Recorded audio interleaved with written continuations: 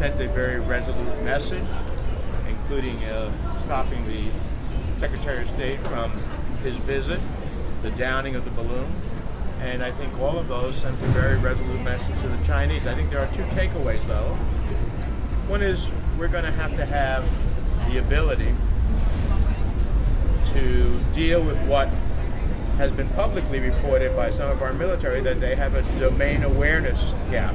That has to be taken care of. The United States cannot have a domain awareness gap. What does that mean? We have to be able to understand everything that may be coming towards our country in every dimension.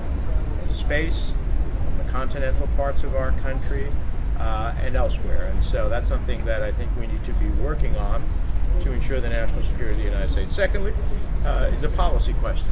What do we now do with Xi Jinping in terms of making him understand that there are consequences for this action? And that's something that I look forward to working with the State Department administration. I don't think it posed a threat to the United States in any of the traditional senses, right? I don't think that there was any American who was in any threat or harm.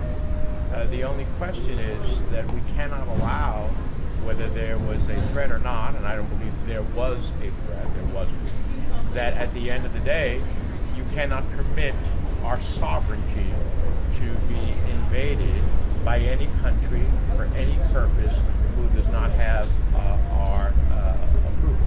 And that has to be a global message, including to the Chinese. The entire civilized world should recognize that communist China is probably the greatest threat we've ever faced, more severe than Soviet Russia was, because of its economic integration into the West, because of bad decisions their countries were made in 30 years. So we should take every step we can to try to reduce our dependency on China, try to build stronger military deterrence against them, and make it clear that we're going to defend freedom in the civilized world.